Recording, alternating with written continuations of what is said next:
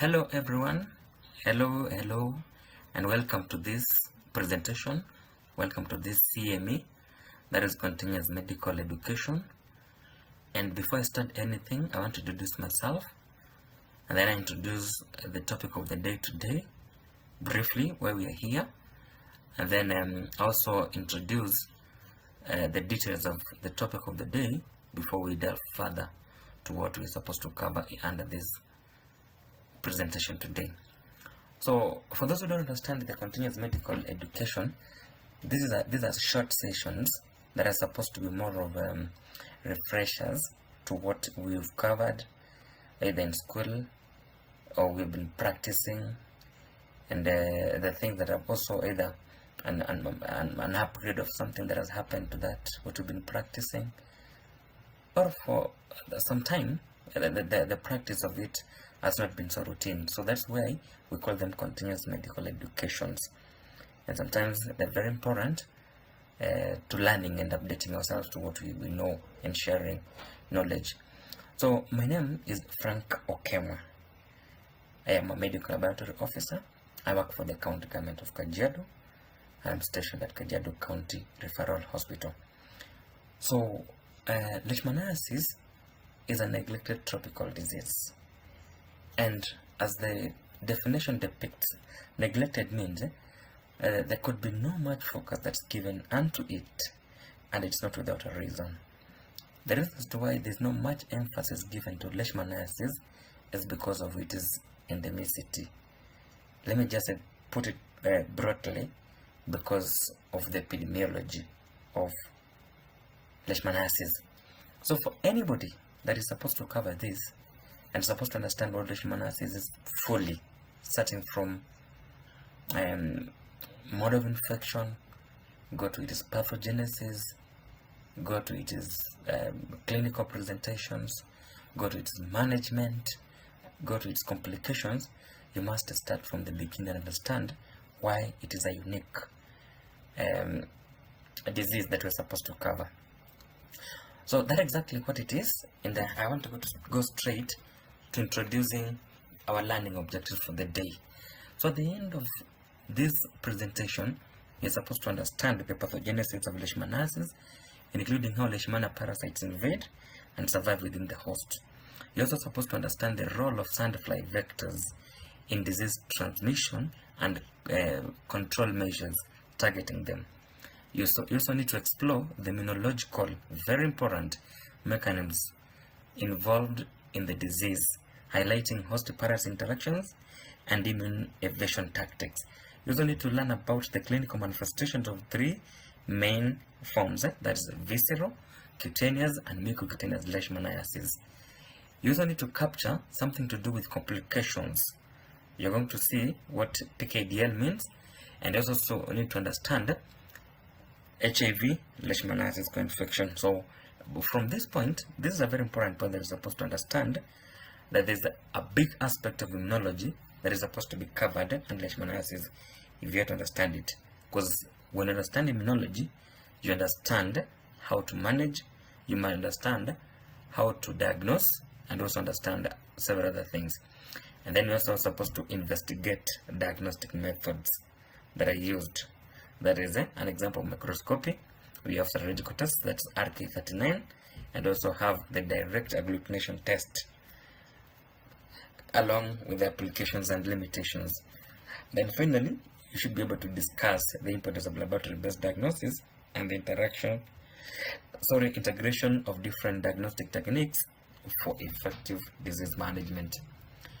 So let's go straight to what Leishmaniasis is. Leishmaniasis is a parasitic condition, or disease rather, and it's caused by a parasite called Leishmania.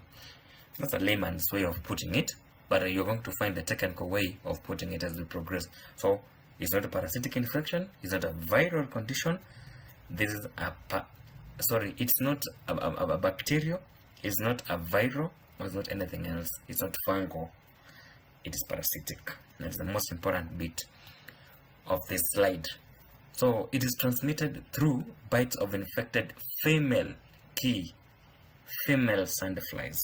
But you're going to see the different types of female sandflies that spread different forms of leishmaniasis.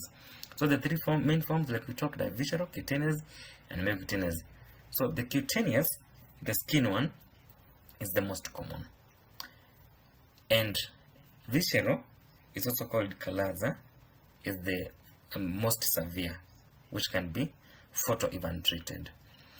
And of course, these are not associated with the poverty and malnutrition, and is considered as neglected tropical disease, as we're going to see in other slides.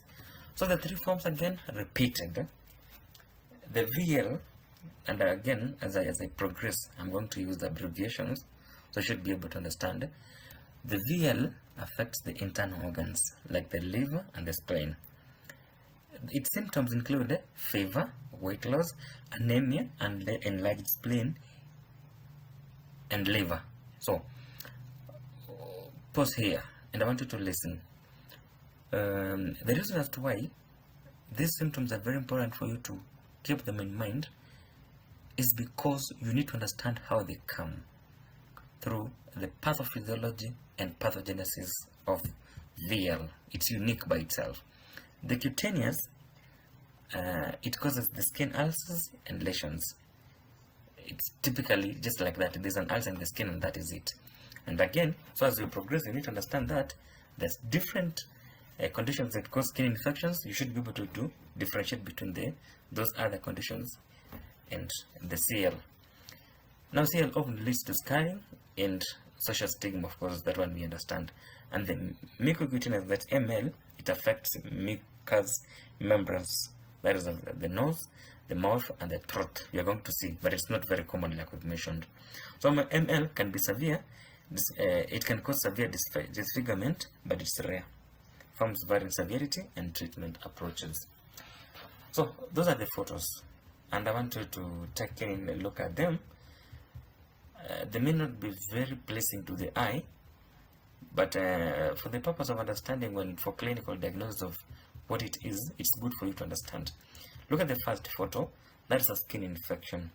Look at how those rashes are, and there are other different rashes that can be found either in the hands, the limbs, and all that. So that is it. The second one is mucocutaneous. You see, we talked about how it's affecting the nose, all those mucous membranes. So that's how it looks like. So one of the ugliest.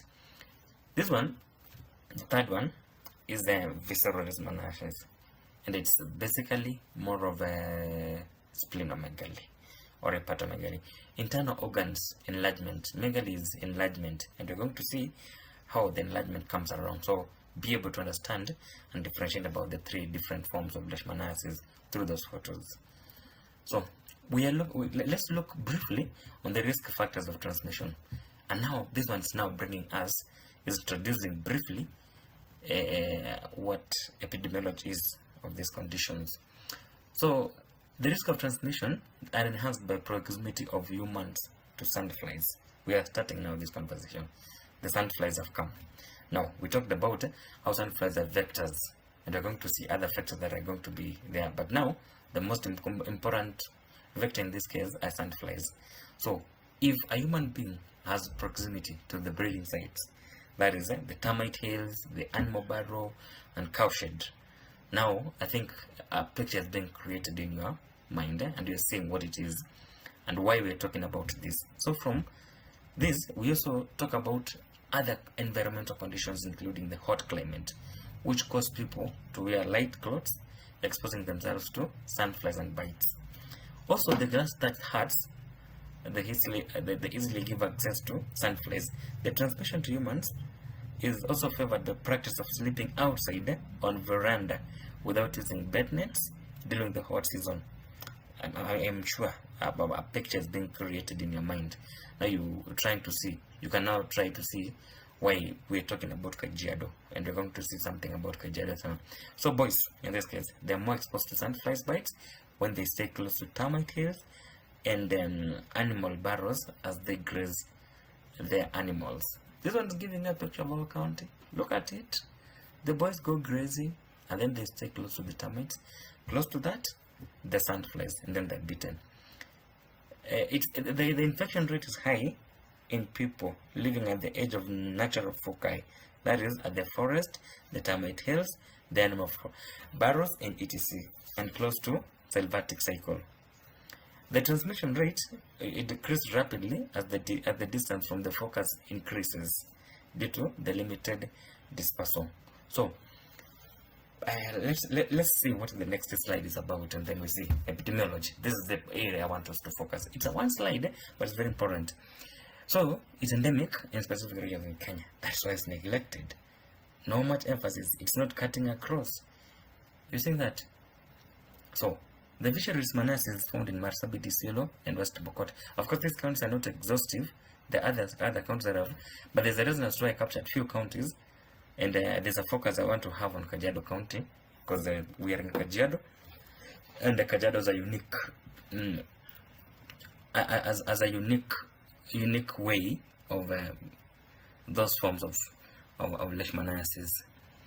So the VL outbreaks are often reported in arid and semi-arid areas. Where is Kajiado? Look at that. Where is Marsabit? Where is Isiolo? Where is West Pokot? And then look at it from that perspective. And then cutaneous leishmaniasis, that is CL, presents in Baringo, also in Elgeyo Marakwet and Laikipia counties. Look at that, at the similarities, and then you can see why. And then Kajiado County, particularly Kajiado West, this is now my point I want us to look, is unique as it has both visceral and the cutaneous forms of leishmaniasis. We are starting this conversation now on a serious note. Look at this like this. Kajiado County, Kajiado West. Kajiado West is a hot place. Kajiado West is a place where deforestation is. Kajiado West is a place where we have a lot of termite hills. So, and Kajiado West, because of whatever it is, it harbors both the Leishmania donovan, which is responsible for the transmission. That is now, Leishmania donovan is a form of Leishmania that is transmitted by another form of sandfly that is responsible for visceral leishmaniasis, and then Leishmania major, which is also responsible for the cutaneous leishmaniasis. And that's why it highlights the dual epidemiological challenge that we have in Kajiado. So that's where we are. So I think to that end, we should be able to appreciate that there's need for us to have this CME, there's need for us to have this conversation, because again, much as it's also in Kajiado West, you're going to see other procedures, management and diagnostic, that require a county referral hospital. Kajiado County Referral Hospital is not in Kajiado West, but patients are referred to this institution. So when they're referred to this institution, we need to know what we're supposed to treat and what we're supposed to do in terms of diagnosis and management. So let's understand the sandfly vector. The sandfly vector in this case, it lays eggs in cracks, crevices, holes, and ground or base of termite hills or leaf litter. It requires a moist microhabitat with high humidity. That is now the conditions, the optimum conditions for the sandfly to survive.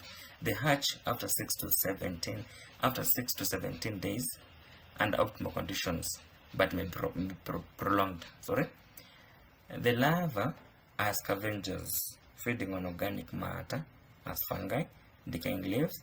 You see now this one has been hatched, and then now we have a larva. Then the larva is described as having those conditions of survival, and those conditions very common in Kajiado West. So that's why it's like that. So the larva habitat needs high humidity. So the pupa has the remains of the larval skin with the matchstick-like bristles and cucado bristles attached at the end of the pupa. So the adult emerges from pupa after 7 to 14 days. So let's look at the life cycle of Leishmaniasis. We want to cover this. I hope you're going to cover it in less than 1 hour and 15 minutes. So we want to, but now it's something that we have to understand before we call it a day. So introduction to the life cycle of Leishmania. Leishmania parasites have a life cycle that is involving different hosts No, pause even before you read the slide. This life cycle is very important. This life cycle is very important for us. It's a simple life cycle that may focus only on two hosts. On one host, we can even focus on one host, but the other hosts, and this host is human, and then the other one is a vector, and then the vector in this case is the sandfly. The sandfly, like I mentioned, based on the different forms, we have different sandflies that transmit this infection. So, if that is the case, so these hosts, for Leishmaniasis to survive and to continue surviving, the host has to be there. The trage, you remember that, the trage cycle. What do you that cycle, that triangle that is talking about the environment, the host, and also the vector. So the vector is here, is the sandfly, and then the host can be human, but there are other hosts that could be animal, just like we can talk about dogs and other rodents. So in this case, the cycle begins with the female sandfly vector, which feeds on an infected blood. So this infected blood can be a vector, either human or some other vector that can be either dog or something like that. So the parasites exist in two forms: the mastigotes, that is in hosts, which are these hosts, either human or the dogs or rodents are like something like that.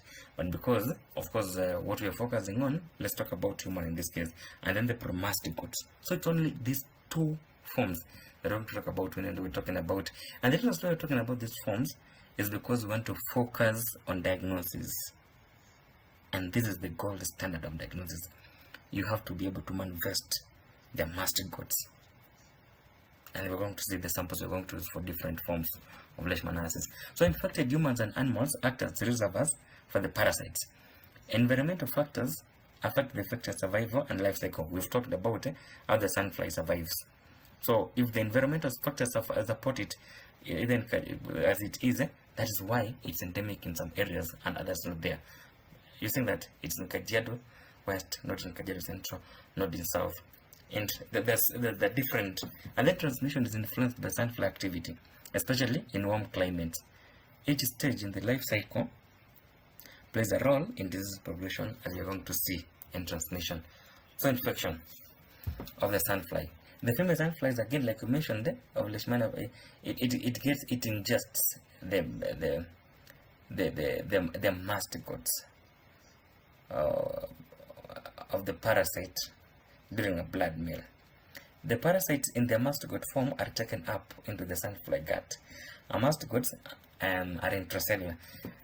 That one, there's something that is not captured there, but we're going to find it when we're going to talk about the immunology of the immunology of Leishmaniasis. So just take it like that. Mastigotes are intracellular, just like that. You understand how they're intracellular. Inside host macrophages. Mark that point, macrophages. So ingested parasites survive digestion and begin their transformation. You understand how they survive digestion, by the way. And that's the point that I want maybe the lab officers who are listening to this to bring forward the understanding of immunology so that we can be able to get it fully. It's more of very technical immunology so that you can be able to understand why it's intracellular and then why it can survive the digestion during the transformation in the. And then the gut provides a suitable environment for the parasite development. Sandflies can acquire parasites from both humans and animal reservoirs, like we've just mentioned. So it just pick the mastigotes and then they transform within them. This marks the first stage of parasite injury journey in the vector. So once in the sandfly gut, a mastigote transform into promastigotes. So you see, only two forms. We've talked about our mastigotes being in hosts, and then now here we're talking about promastigotes that are found in vector, and the vector in this case is a sandfly. The sandfly, like we mentioned, the different sandflies. Keep it in mind. Sandfly is just one female, but there are different types that transmit different forms of Leishmaniasis. So look at that again. The promastigotes are motile and flagellated. and they're suited for the vector transmission. These parasites multiply extensively in the sandflies midgut. So you see, the promasticodes have, when they've become the flagellated form, they're able to extensively multiply within the midgut. And then the promasticode, they migrate to sandflies probophysis, that is the mouth path. So when it is migrated to the mouth, to the mouth part, what happens is it's waiting for the blood mail. This transformation is crucial for the parasite transmission to a new host. The sandfly remains infected and ready to transmit parasites during feeding. I hope that's self-explanatory. And then the promasticodes are now prepared to infect a new human or animal host. I hope you're able to capture that.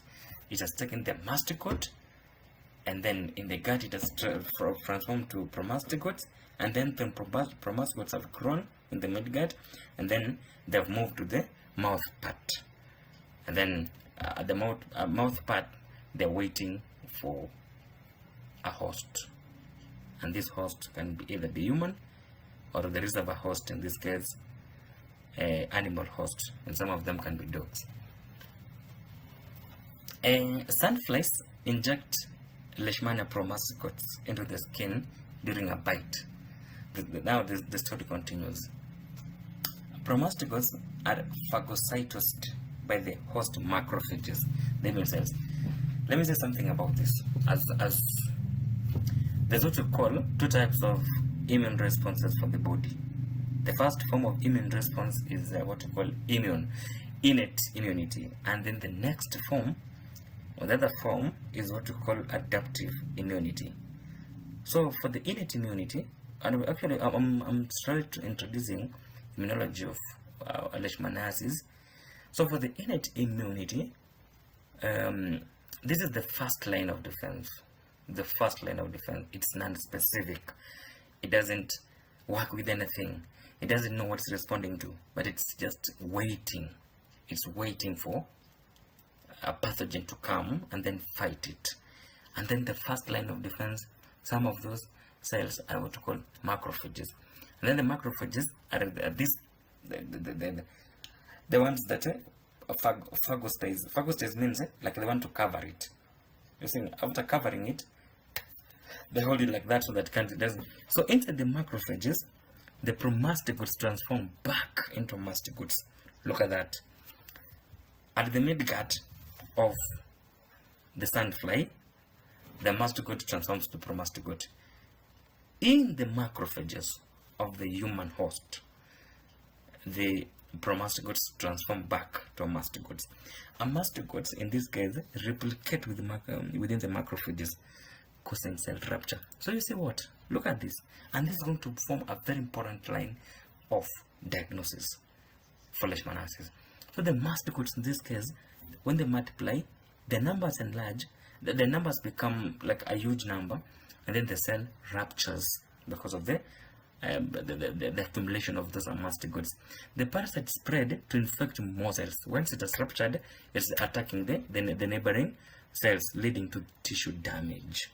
The tissue is being damaged. This is actually simply now these tissues that are affected are different in different forms of Leishmaniasis. So depending on the species and host, the infection manifests as cutaneous, mucocutaneous, or visceral Leishmaniasis. I don't know whether we call it visceral or visceral, but that is it. This is the organ one, the internal organ one. Both humans and animals act as reservoirs, perpetuating the transmission cycle of this infection. So, infected hosts are fed upon by other sandflies. You see now, the cycle even continues again. When this sandfly comes to pick, it will pick the masticodes. And then the parasitic reservoirs include domestic animals, that's the dogs and wild rodents, environmental changes such as deforestation, increased vector-host interactions. Effective vector control is key to breaking the transmission cycle. Vector control, you see now what? Like now what? When you're breaking the chain, you're talking about the triangle. you're talking about the vector, the environment, and the host. So if the vector is not there, the chain of transmission is broken. So you have to break that chain of transmission either by vector control, and we're going to see, not in this presentation, but it's important for you to cover, especially for public health officers who are watching this presentation or following this presentation, how to control the vectors, especially the sandfly. You can actually target the termite. You can look at the environment and all that, and then see what we're supposed to do. Vector control, that is. So the life cycle underscores the need for targeted control and measures, like I mentioned. And there are researchers that are going on to address the gaps in understanding and treatment. Pathogenesis. Colleagues, this is where now immunology is coming up. And I want you to tighten your belts so that when you understand the pathogenesis and pathophysiology of Leishmaniasis, you are good to go to diagnose this infection. You are good to go to manage this infection. You are good to go to control this infection or this disease or this condition, whichever that is good for you. So look at this. Leishmaniasis parasites cause a spectrum of disease based on the interaction of host and parasite. Host and parasite. That is now the immune response. Transmitted by infected female sandflies during the blood meal. We've just mentioned about that. Parasites exist in two forms. Promastigote, just mentioned about them. And it's specific now. Promastigotes in sandflies are mastigotes in host macrophages. Promastigotes are injected into the host skin. I mean, that's something that we've just mentioned. And then host immune cells attempt to neutralize the parasite, but are exploited by the parasite. You're going to see, and you're going to understand in the next or the other slide. Parasite replication disrupts host cellular functions, and this is more of an introduction to the immunology bit. So parasite replication disrupts host cells functions and immunity. Pathogenesis depends on the species of Leishmania and the infected tissues. Now look at this. We talked about Leishmania donovan. We talked about Leishmania major. We have also talked, and we're going to talk about them. We're also going to say about Leishmania brasiliensis. These different forms of Leishmania are going to determine which type of or which form of Leishmaniasis is going to be caused. So that's why it's saying the pathogenesis of this condition will depend on type of Leishmaniasis, or on the type of the species of the Leishmania that is carrying this mastigote, and then transform it to a promastigote to wait for the next blood meal from the host. So transmission and early sandflies, the primary vectors, we've talked about that. Promastigote migrate to macrophages into the host immune cells, that is it. Inside the macrophages, promastigote, we've mentioned about that. A mastigote survive and multiply by evading the host immune response. Now, this is how they're going to evade that. The mastigotes in this case, they find a way that they survive within the macrophage.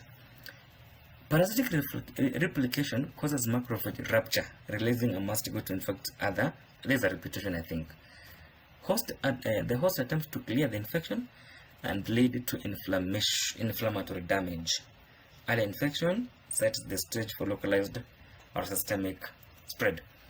What this slide is doing, this slide is introducing us to, again, like the other one, to immunology. And the things I want to come out that are not coming out in this slide, but just to know typically that there's a way that the mastigote that are found in the macrophages just find ways to evade innate immunity, and then they also evade adaptive immunity manifesting as a condition, either visceral.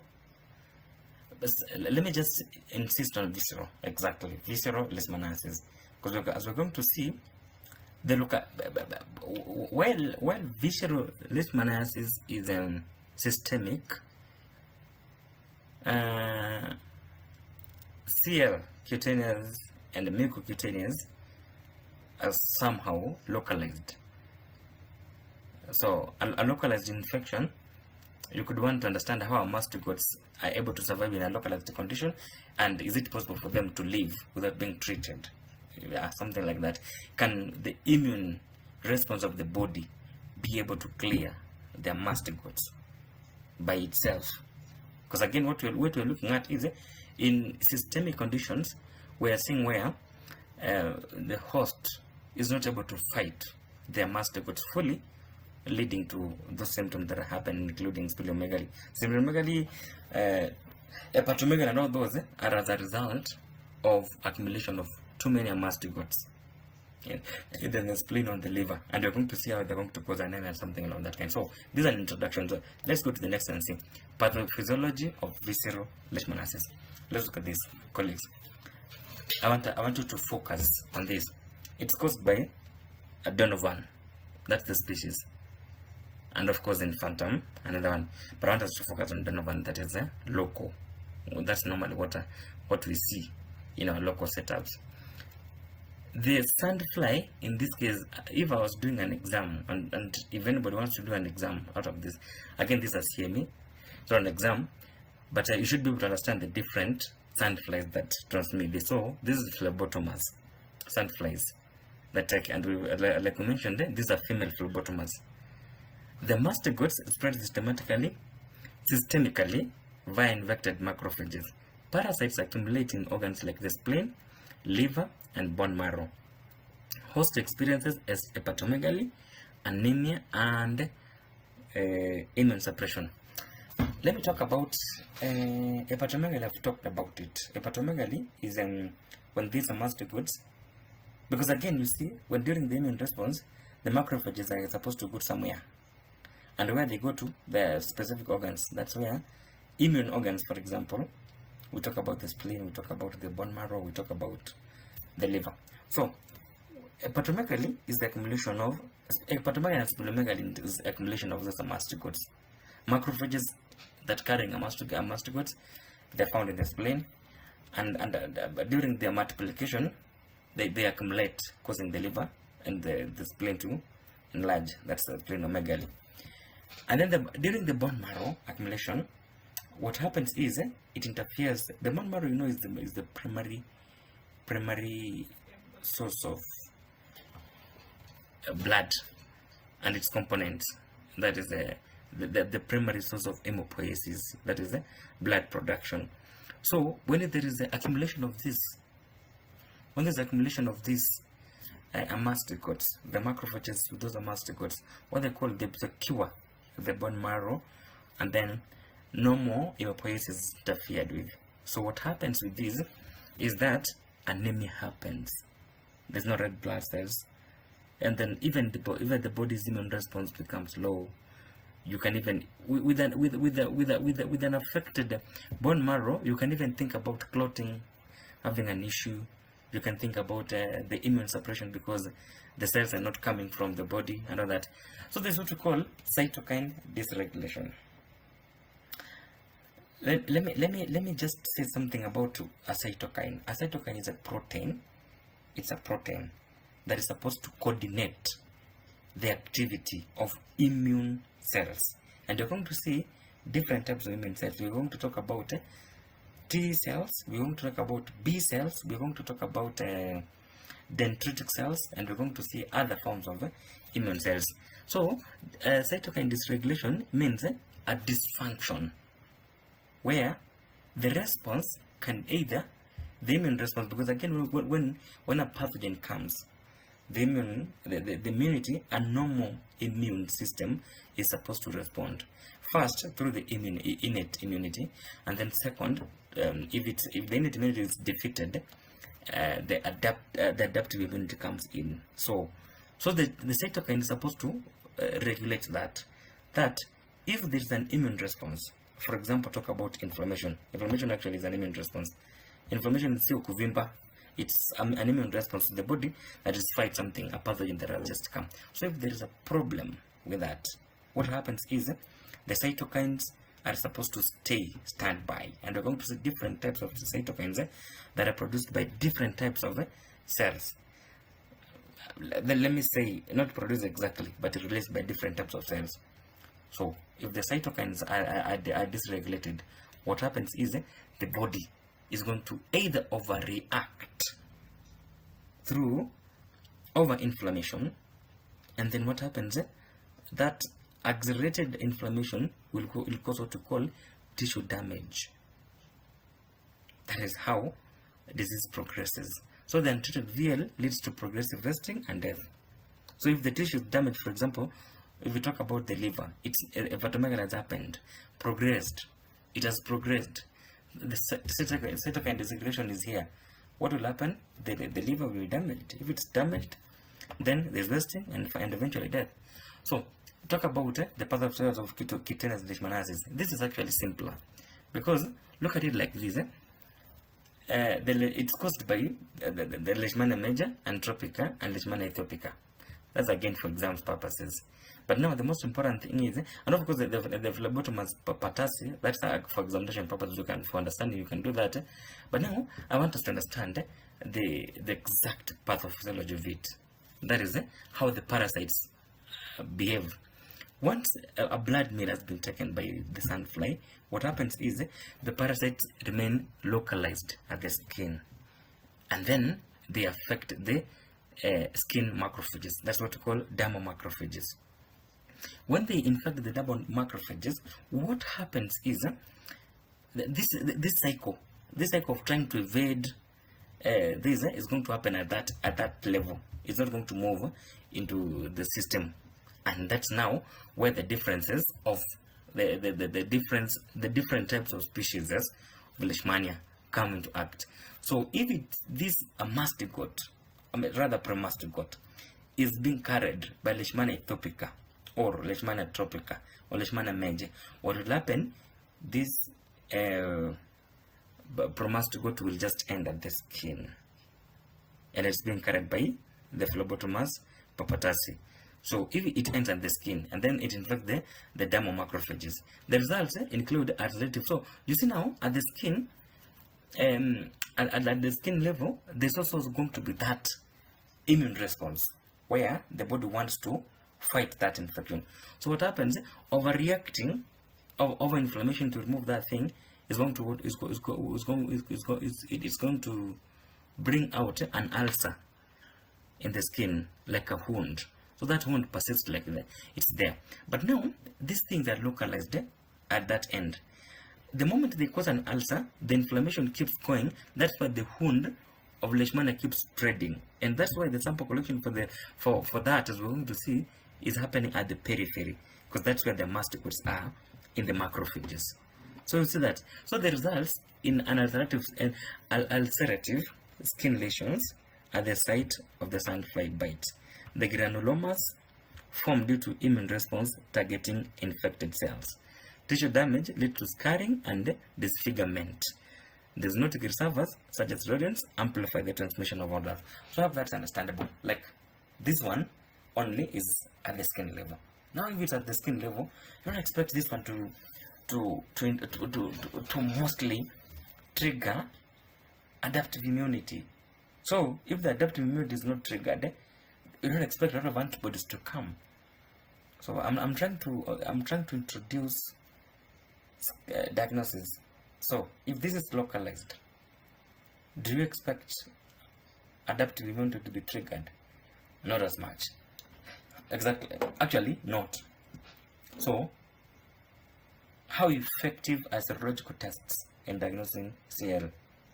I think not as effective, because no antibodies that are going to be produced, because adaptive immunity is antibody mediated, and it's now very specific to this thing. So that's why we were talking about this. So pathophysiology of mucocutaneous, again, the mucocutaneous it's not very common, but for you to understand this, you can want to understand the species of Leishmania. You can also want to understand Lutzomia as the sandfly. But what is important for you to understand here in this case, how it disseminates from the initial skin lesions to mucosal tissues.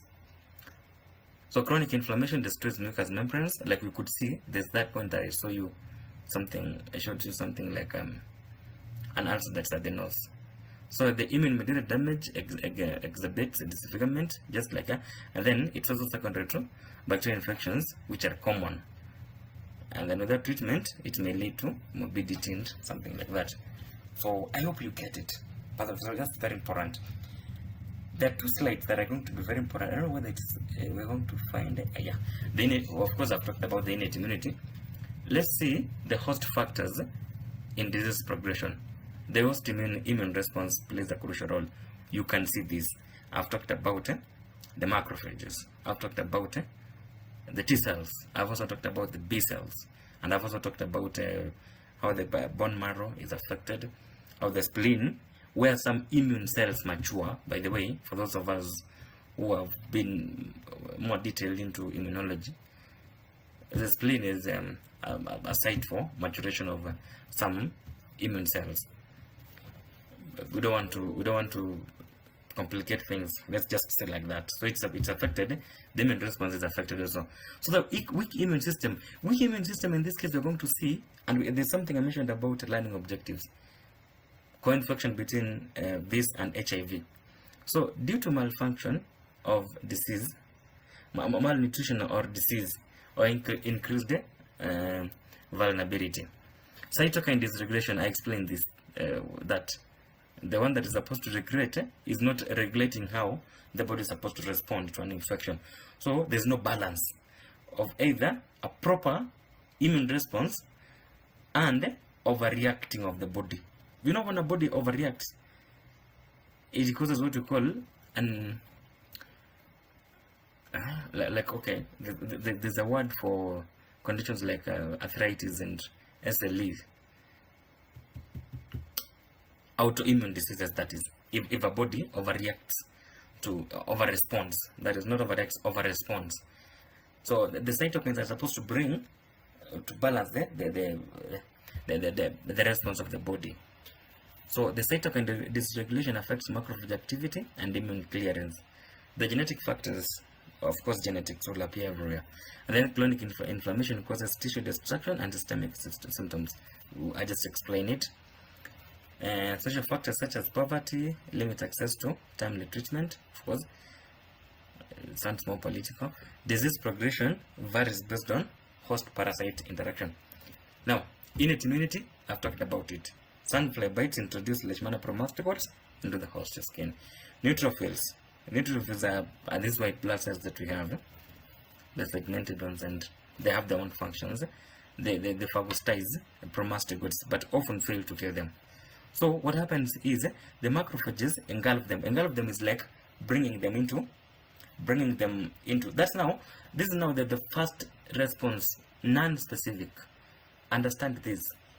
The innate immunity is not specific to any other conditions.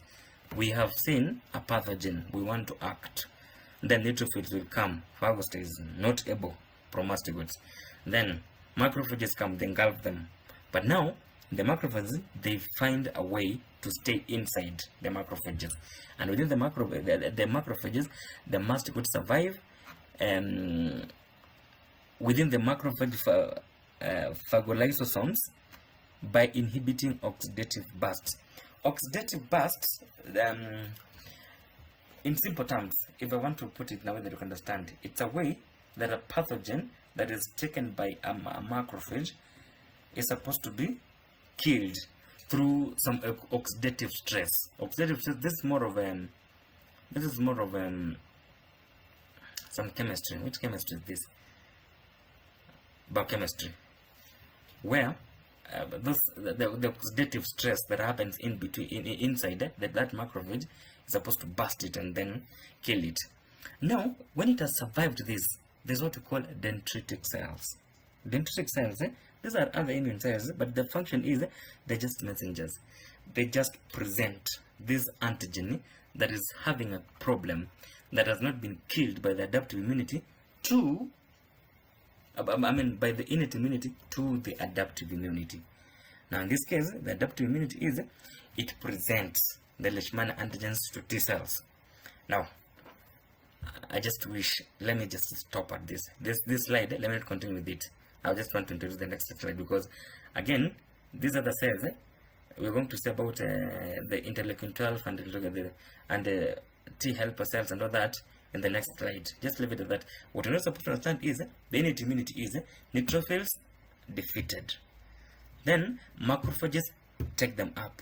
When the macrophage takes them up, they are not able to also deal with them because they can be able to survive within the 5 lysosomes of the macrophages. So what happens next is dendritic cells will just go. These are messengers that are supposed to pick a pathogen that has not been able to be cleared by the innate immunity, and then they present to helper cells.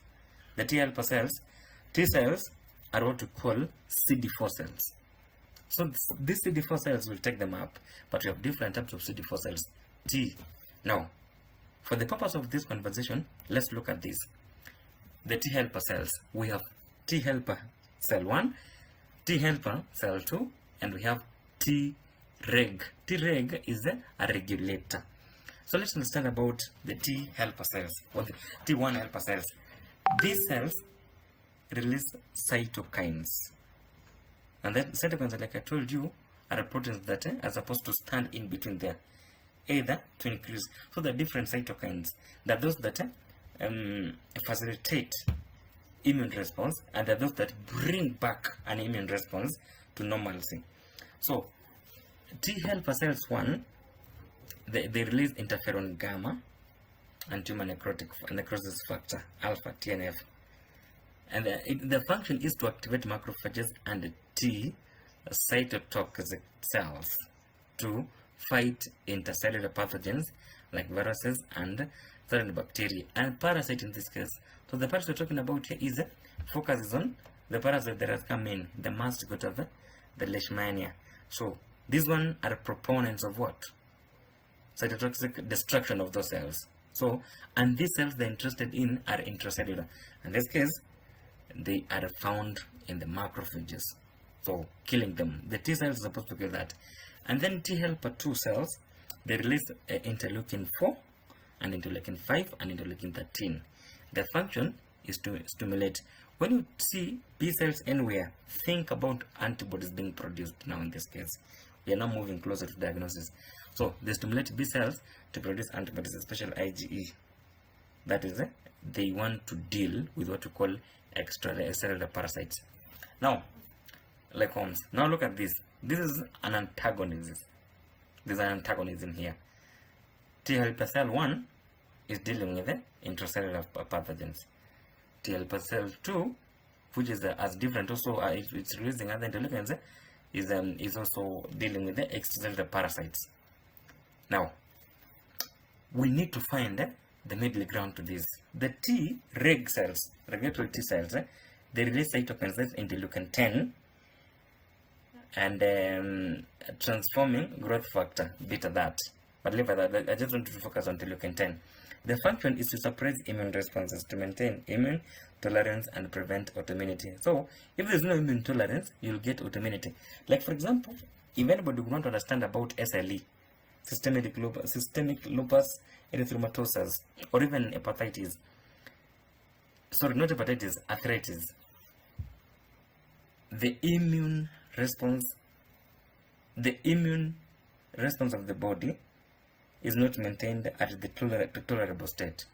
So that's why an autoimmunity comes. The body eating itself. So in summary, T1 cells, they focus on cell-mediated immunity, innate, and then they target intracellular threats rather. And then the T helper 2, they focus on humoral immunity, that is antibody production, and then they target extracellular parasites and allergens. And you can even talk about these ones being more specific. And then the T reg, the actors, the immune system brakes, like you hold a brake. When you want to accelerate a car, for example, you want to avoid some other things, wrong things happening, accidents, like that's there. So you need to hold a brake. They prevent overreactive immune responses and tissue damage. If a body overreacts, there's a tissue damage. Well, the difference of T1 and TH2, the TH1 and TH2, T helper 1 and T helper 2, they're pro-inflammatory. One intracellular, other one extracellular. They activate immune system. You think that one innate, the other one is adaptive. While Treg is anti, they calm down the immune response. So if these three don't work together, then there's what we call cytokine dysregulation. And then what will happen is overreaction, overinflammation. See that? That's exactly how it is. Sorry. So in short, let's see how the adaptive immunity works. We talked about the T helper cells dealing with intracellular. It activates macrophages to kill intracellular parasites. T helper 2, characterized by those that we've talked about, the interleukin suppresses protective immunity. It suppresses the first immunity and promotes disease progression. How? It's targeting the extracellular. So the cytokine balance between interleukin 12, which is protective, that is from Th1, and interleukin 10, which is suppressive from Th2, is critical to the outcome of infection. So CD8 T cells produce interferon gamma that induces cytotoxicity to control parasite replication. And then the regulatory T cells produce interleukin 10 that is supposed to suppress excessive inflammation. So the B cells also produce antibodies which play a limited role in controlling the intracellular parasites. Persistent infection occurs when the immune system fails to clear the parasite. Because of what? Dysregulation. Of what? Of the cytokines, like I've mentioned. And the cytokines we've seen that they're released from different helper cells. CD8, we've talked about Th2, and then we also talked about Th1. So in VL, the depressed T helper 1 cells responses and elevated, you see, T helper 1 are pro-inflammation, and interleukin 10 is a regulator, bringing breaks into the reaction. Production lead to immune suppression. You see that? So you see the Th1, that is T helper 1 cells, have been brought into a level that they're supposed to calm down, and then interleukin 10 has also been increased. You see that? So what does it mean? The immune response has been suppressed. So what happens? There are parasite accumulation in the spleen, liver, and the bone marrow disrupts hematopoiesis, like I've mentioned from the beginning. Because of what? The innate immunity has come.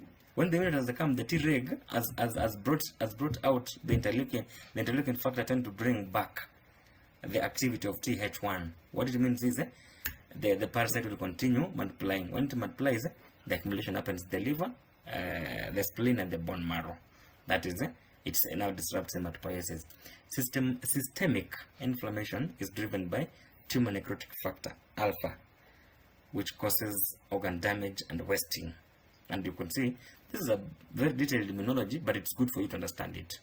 If you could be doing an exam, I think you can think of understanding this process now. Cytokine dysregulation, that's like I've talked about how now it happens, impairs the host ability to combat secondary infections, because the immune response is low, and it's because of so many factors, including affected hematopoiesis, tissue damage, and all that. So severe anemia results from bone marrow suppression and parasite-induced damage. It's fatal without treatment due to progression of immune collapse and organ dysfunction. Cutaneous is caused by, like we mentioned, that it's a localized Th responses that lead to parasitic clearance or to complete inflammation. So see, now this it's very easy. Like you could see, that's why sometimes CL patients sometimes heal at home. A wound comes, and if somebody has a strong immune, either they're not malnutrition, they're not co-infected with an immune compromising infection, then they heal at home. That wound just heals. And this one even makes me think that those early days, maybe there used to be Leishmaniasis around our place, because there are wounds I could see people having, persisting, and then after some time they heal. I just clearly remember those times. Maybe there's something of that kind. So localized Th response lead to parasite clearance, but that, and then interferon gamma Anti-necrotic factor activate macrophages, killing a mastocytes but causing tissue damage. So the activity of these, well, they may want to control it exactly, but the focus is killing the mastocyte, and the process is like just look at it like this. You want to kill an insect that is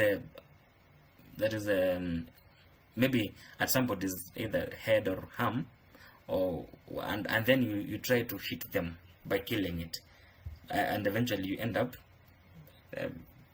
causing pain to the person. So this one is aiming at killing the macrophages, and it ends up causing the damage. Then the granulomas form at the site of infection, contributing to ulcer formation and scarring. And then excessive inflammatory responses, of course, like we mentioned, they cause severe ulcers. Healing occurs spontaneously in some cases, but often leaves disfiguring scars. Zoonotic reservoirs amplifies. Zoonotic reservoirs, we talked about rodents and dogs. Mucocutaneous, like we mentioned, this is not very important actually, because it's just a progression of cutaneous. So I think at a time you can go through that slide so that you can be able. So this thing I want to talk about, that's called post-callus dermal leishmaniasis. Before you look at that, let me just explain what it is. You've treated what we call visceral, whichever, leishmaniasis, and then for some reasons the mastocytes evade treatment. They also evade the immune responses, and then they hide below the skin of the body at any position and at any point. So when the macrophages are there, they're just within the skin, and then they're waiting for the immunity of the host to be compromised. When it has been compromised, what happens is these mastocytes will take advantage of it, then start now manifesting. And now and this time around, they're going to manifest in terms of skin infection. You see that it's going to happen from the skin, because again, it was visceral, treated, evaded, and then it's on the skin. After the immunity has gone low, it is now investing in that. So what happened with PKDL is the mastocytes, because they're remaining also there, they can also be a form of infection, because the sandfly is going to take a meal from there and then take it somewhere else, and that's how they're going to cause that. So it's caused by parasite Donovan. Donovan is a Leishmania, visceral, like we talked about. It presents at the maculopapular. No, that's the symptom. Because again, when you're taking a clinical history of a patient, and they're telling you, I was treated of this Leishmania, and then after a few months, they're coming with that. So you may want to imagine this patient. Could this patient be having a PKDL? Because it's now manifesting under the skin. But previously, like now, there's a case that we had in referral where this patient, RK39, as we're going to see, is positive, and then also has that wound. Could it be something that was treated earlier, and then after some months, the head and the skin, and then it has come out? So it's common in those places. Patients PKDL act as reservoirs. I've talked about that. They act as reservoirs, facilitating parasite transmission.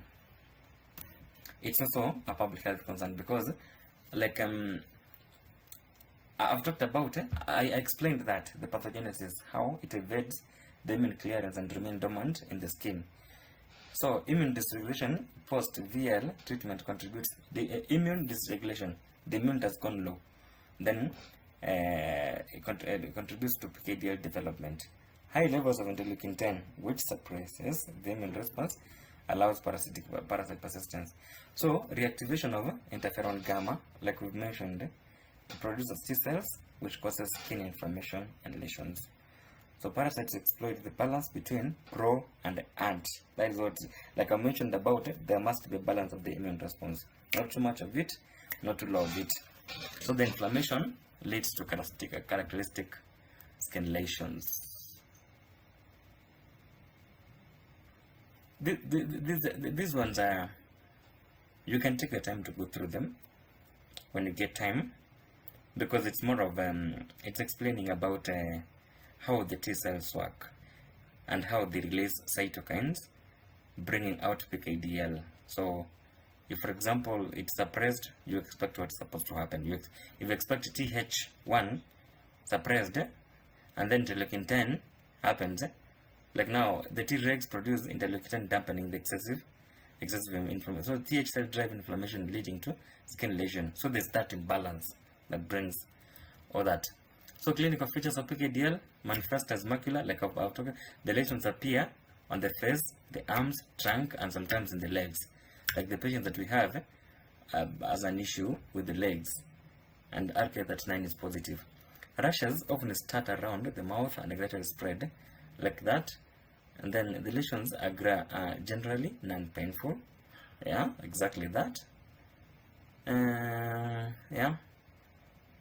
Severe cases may have an extensive nodular involving, but that was not very important. What I want to understand is that you should be able to understand that there's a co-infection of VL and CL. That could be like that. A patient could be having a VL and CL, but a patient could be having a CL. Could be having VL, because you see, when you're going to say about the diagnosis, serological tests, the antibodies are going to persist. So the RK is going to remain, RK39 is going to remain positive for some time, and then you see the patient again presents with that wound, the maculopapilla, that wound. So there's a confusion between is it an infection of the two, CL and VL, or this is a VL that was treated and then it led to PKDL. You see that? So you should look into that. Yeah, I think that is it. And then we look at the public health concerns. It acts as a reservoir, like we mentioned about the mastigotes are there, sandflies taking meals, they can cause a cycle of that. It affects Leishmaniasis control programs, because again you see it's now spreading again. Active monitoring of VL patients post treatment, that is again key. The effective treatment of PKDL reduces that is it. So basically this is a public health issue that we're supposed to look at for anybody who's like now in this case, we need to be able to understand the case of the patient that we have in the ward. We need to be able to understand, was this patient treated some time back of VL?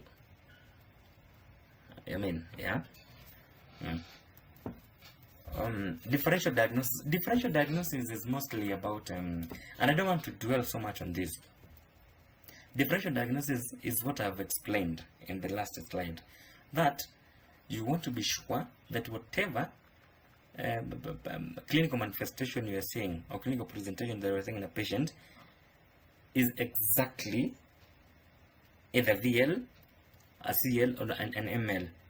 In this case, the reason story we're talking about this is because they're cross-cutting clinical presentations, and these clinical presentations in this case, you could want to understand if a patient, for example, is losing weight. Is it TB? Are they coughing? You want to understand, are they coughing? Is it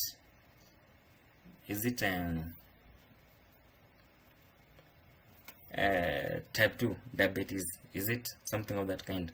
And then if you're talking about an ulcer on the skin or lesion on the skin, is it fungal? Is it bacterial? Is it you just have to diagnose that. So it actually involves trying to understand what it is. That's why it's important you move down to what to call. So when you're talking about the different clinical differential diagnoses, you can talk about the bacterial infections, fungal infections, neoplastic lesions, parasitic infections, skin conditions. It could be a trauma or ischemic ulcers and others like Kaposi sarcoma. And then there's also for mucocutaneous, you can talk about other granulomatous diseases and infections, neoplastic, autoimmune, traumatic condition, and all that. And then for visceral, you can talk about malaria being one of the differential disease conditions. That's why you can see a patient coming, and then you want to rule out malaria, then to rule out typhoid, schistosomiasis, brucellosis, This for anyone who wants to use this term for academic purposes, you should be able to understand this, that the differential diagnosis includes this and this and this, and this is the reason.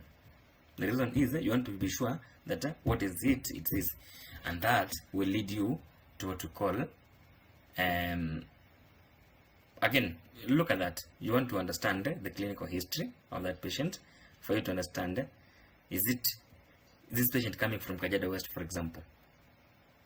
I mean, the physical examination, are they, what are those lesions, the typical lesions that lead to that?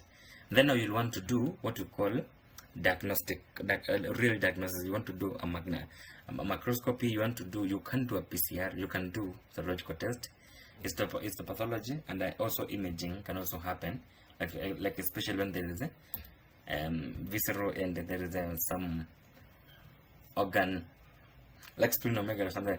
So the importance of accurate differential diagnosis cannot be overemphasized, because we've talked about being sure that this is the condition and we are treating the right condition, because again, whatever that you're doing, you're centering that to the interest of the patient. So you should be able to understand that it's important for you to do what we call differential diagnosis. Know the patient is coming from Kajiado West. Do an RK39 in the time negative or positive. Understand if the patient has been treated before, and then the lesion is there. You should be able to understand that. Pathogenesis of HIV. Now, I want us to dwell here for 1 or 2 minutes. There is a co-infection between Leishmania and Leishmaniasis and HIV. In most cases, VL could be most cases. So there are statistics that individuals, HIV infected individuals are 100 to 1,000 times more likely to develop VL in endemic areas coming from Kajiado West, for example, and we are immunocompromised secondary to HIV. The likelihood of you having VL is high. So HIV-induced immunosuppression reduces, like now we've talked about the CD4 cells, T helper cells being interfered with HIV. In this case, the macrophages have come with the infection. The T helper cells, talk about TH1, that is supposed to act on intracellular, is not there. The CD4 immunocompromised because of HIV. What will happen is this: the immune response will not happen, it will progress. You see that? So the Leishmania parasites, they exploit the weakened macrophages, leading to uncontrolled replication. Co-infection, it also disrupts the balance between TH, like I've mentioned, CD4 cells affected. Responses for favoring parasites surviving. HIV levels of interleukin 10. Interleukin 10, this is a Treg. In co-infected individuals, suppresses macrophage activation. HIV accelerates the progression of leishmaniasis by impairing CD4 T cell function. And I mean, simply that is it. So that you can understand from that immunology that we're talking about. We took some time there. You can understand that if the macrophages are coming with this with this mastigot, the T helper cells are not going to function. So what will happen? There's going to be disease progression. So that's how it's affected. And even the treatment is very complicated. Actually, this co-infection is part of the reasons to where we have PKDL. So clinical manifestation, co-infected individuals often present with the typical and severe forms of leishmaniasis. You can understand because of what? The weakened immune response. The positive, and again I've mentioned about the PKDL is more common in severe HIV because again they are able to avoid the treatment and immune response, and then they hide somewhere. So co-infection increases the risk of relapse after treatment. That is also okay. Diagnosis challenges. Co-infection complicates diagnosis of both the diseases due to overlapping symptoms. Again, this patient is presenting with a VL and also as an HIV. So HIV positive individuals may have low parasite loads, making the detection difficult. Because of what? Do you know the reasons why it's going to have low parasite loads? It's because even the macrophages are affected. The number of macrophages are low in HIV compromised patients, immunocompromised patients. So that's why the lots are low. And then, so the serological test for Leishmaniasis are less reliable because again, you see, if the viral load is low, the parasitic load is low, what will happen?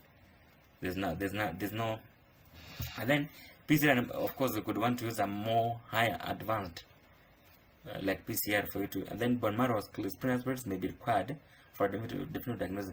Bone marrow, again, you see the invasive nature of that condition.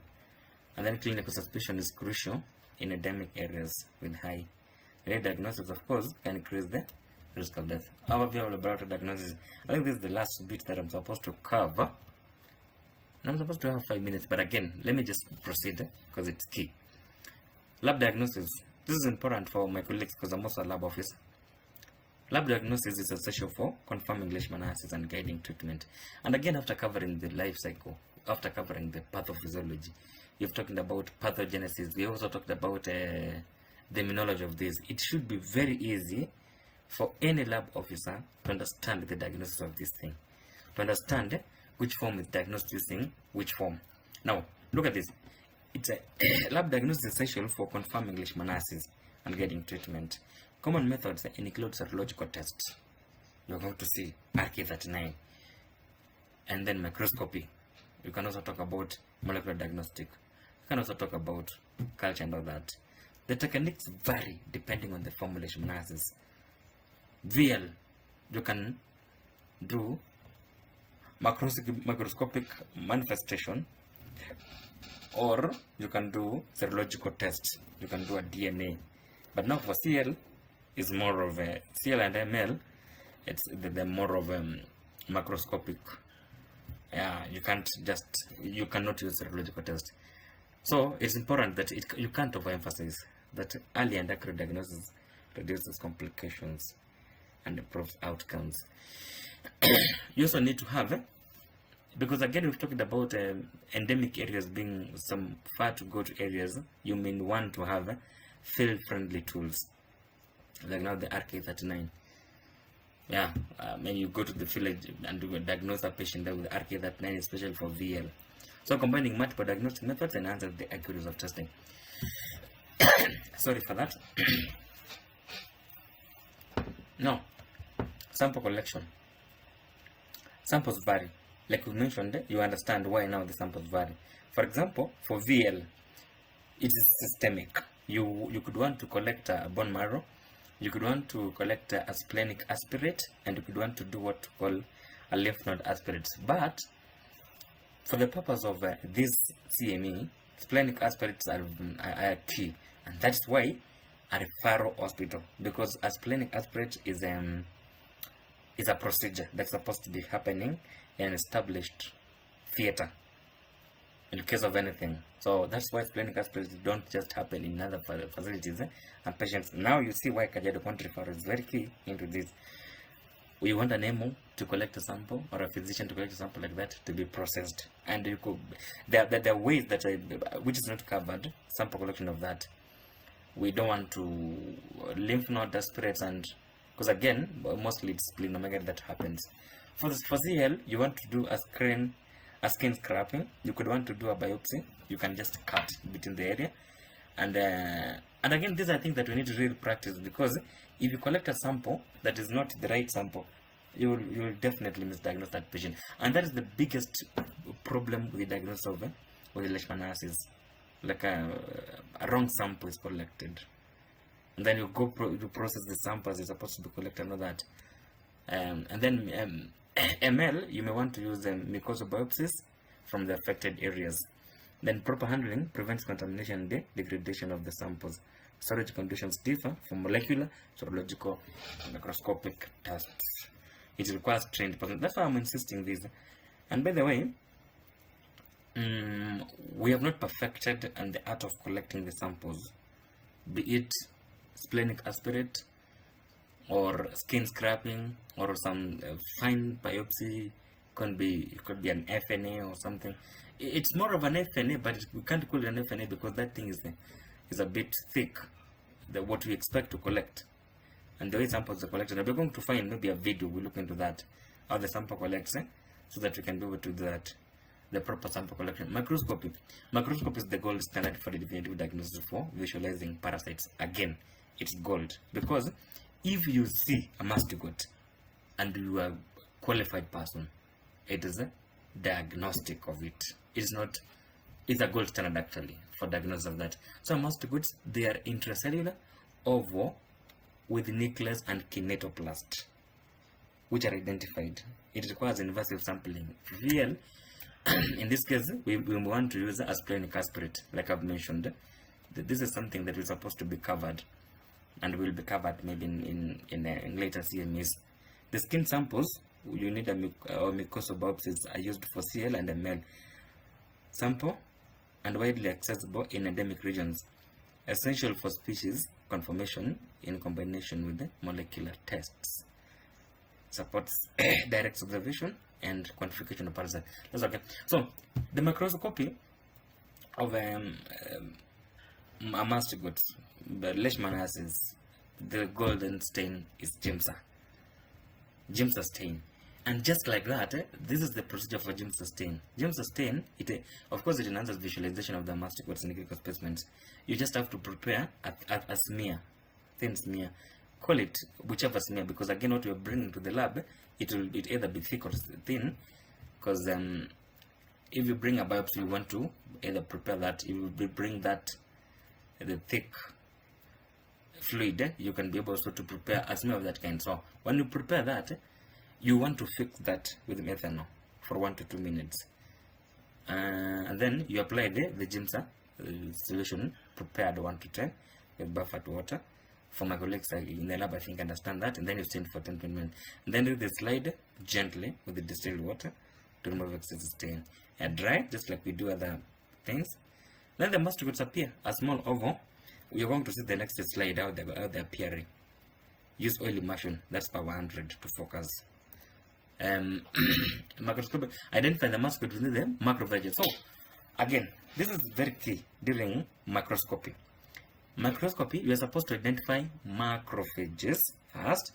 Then you want to see a mastigote either within it or extracellular in the tissue smears, the outside. It could be something like a busted thing, and then you see the round. The explanation of it is a mastigote intracellular, ovo with the nucleus and kinetoplast are identified. Ovo with nucleus and kinetoplast. You're going to see a slide next. And then you have to either quantify and all that, and then differentiate from other. Now, look at that slide. That slide, those are 2 pictures, 2 photos of Leishmania. You see from that, there's this one that is showing you about the nucleus of the macrophage. You have identified the macrophage. So outside it, you could see now the kinetoplast being explained.